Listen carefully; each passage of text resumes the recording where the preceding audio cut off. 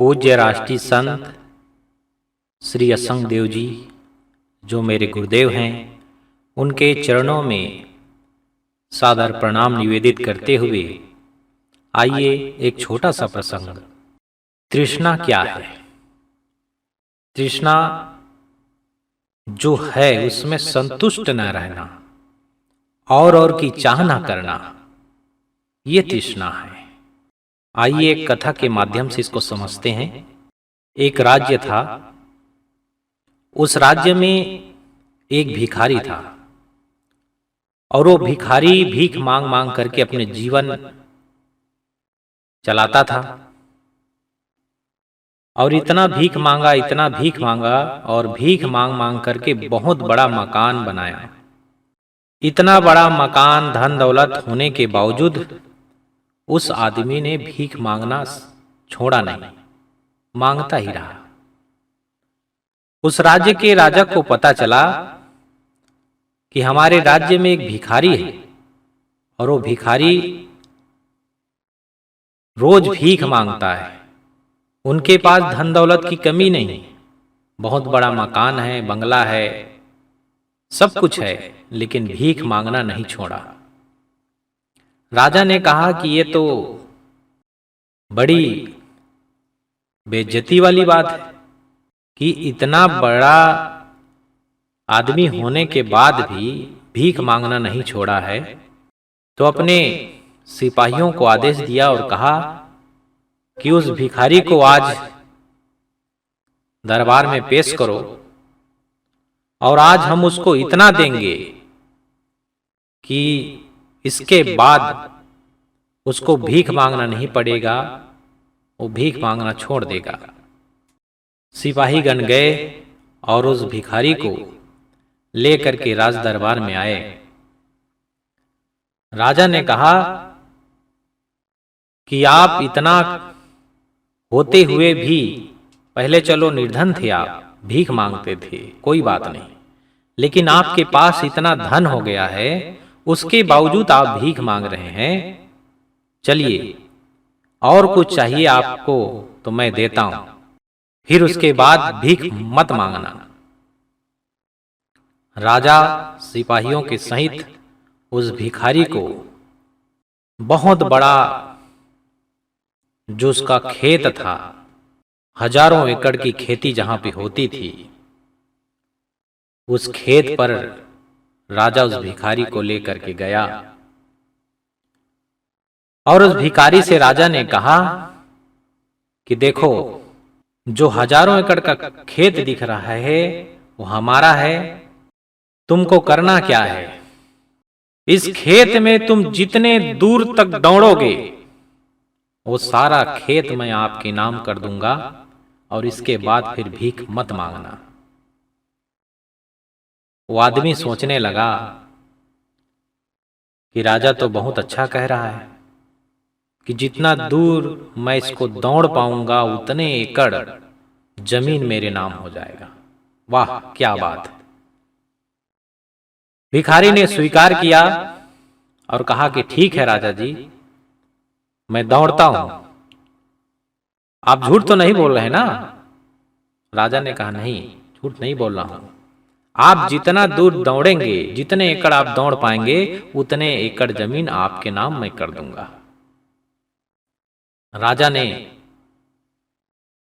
सिपाही को आदेश दिया कि सिपाही, इस भिखारी के साथ तुम भी दौड़ो और ये जहां तक दौड़ता है वहां तक निशान लगा लेना और उतने एकड़ जमीन हम इसके नाम कर देंगे, इसका हो जाएगा, इसको फिर भीख नहीं मांगना पड़ेगा। वो भिखारी मन ही मन सोचने लगा और कहा कि दौड़ना अब स्टार्ट करते हैं। वो भिखारी दौड़ना प्रारंभ किया, साथ में एक सिपाही भी दौड़ने लगा। दौड़ते दौड़ते 1 एकड़, 2 एकड़, 3 एकड़, 5 एकड़ ऐसे दौड़ते चला गया। मन ही मन वो भिखारी गणित लगा रहा है, अरे इतने में क्या होगा, इसमें तो मेरा जीवन चल जाएगा, लेकिन मेरे बच्चों का जीवन कैसे चलेगा? और थोड़ी दौड़ता हूं।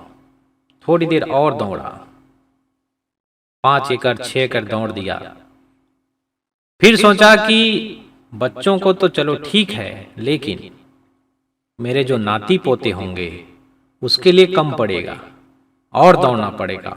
फिर और दौड़ा, दौड़ते दौड़ते 10 एकड़ पार कर लिया। फिर मन ही मन वो गणित बैठा रहा है, अरे इतने में क्या होगा, नाती पोते तो चलो ठीक है, लेकिन उसके फिर बाल बच्चे आएंगे, मेरे पोते पर पोते होंगे, उसका क्या होगा, उसके लिए भी तो कुछ चाहिए। मन में उसके तृष्णा बढ़ती जा रही है और वो भिखारी फिर से दौड़ने लगा। दौड़ते दौड़ते 12-13 एकड़ ही पार कर पाया और उसका दम फूल गया, फेफड़ा फूल गया, हफने लगा, हफ करके गिर गया और गिर करके थोड़ी देर में तड़फड़ा करके अपना प्राण त्याग दिया। मन की सोच, विचार, तृष्णा ये कुछ काम ना आई और वो आदमी का अंत हो गया। सिपाही लौट करके आया, राजा से मिला तो राजा ने पूछा कि सिपाही कितने एकड़ तक ये भिखारी दौड़ा? महाराज भिखारी तो 12 एकड़ तक दौड़ा। तो राजा ने कहा कि जाओ यह 12 एकड़ उसके नाम में कर दो और आज के बाद उसको भीख नहीं मांगना पड़ेगा।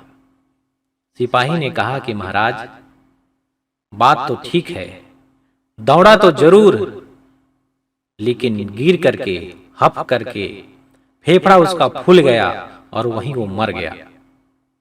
मर गया तो राजा ने कहा कि ऐसा है, अब कितना जमीन उसको चाहिए? बस महाराज जो 3.5 हाथ का जो जमीन है, बस उतने में ही वो गिरा पड़ा है। तो राजा ने कहा ऐसा है, जाइए और वो 3.5 हाथ का जमीन खोद करके उसी में उसको दफना दीजिए। सिपाही गण गए और उसको 3.5 हाथ की जमीन खोद करके उसी में दफना दिए। उसका तो राम नाम सत्य हो गया और वहीं पर वो दफना दिया गया। बंधुओं, इस कहानी को सुन करके हम सबको ज्ञान प्राप्त करना चाहिए कि हम जितना हाय हाय करते हैं, अपने जीवन में तृष्णा को बढ़ाते हैं, मन में संतोष नहीं रखते हैं, तो सबका हाल यही हो सकता है। इसलिए हमारे गुरुदेव श्री असंग देव जी बार बार लोगों को अपने सुखद सत्संग के माध्यम से ज्ञान देते हैं और लोगों को समझाते हैं और लोगों के मन में संतोष भरते हैं, क्योंकि संतोष ही परम सुख है, परम शांति है। मनुष्य अपने जीवन में चाहे जितना भी कर ले, परंतु अगर उसके अंदर संतोष नहीं है, तृष्णा है, और की चाहना है, लोभ है, तो जीवन कभी भी उसका सफल नहीं हो सकता है। तो आइए हम आप अपने मन से अपनी तृष्णा को हटाएं, मन में संतोष धारण करें, और ये तभी संभव है जब हम गुरुजनों की भक्ति करेंगे, उनके शरण में आएंगे, उनका ज्ञान सुनेंगे और उस ज्ञान को अपने जीवन में धारण करेंगे। केवल सुनना ही नहीं सार्थक है, बल्कि उसको अपने जीवन में आचरित करेंगे, तभी हमारा जीवन सार्थक होगा। पुनः श्री असंग देव जी के श्री चरणों में सादर प्रणाम निवेदित करते हुए मैं अपनी वाणी को विराम देता हूँ।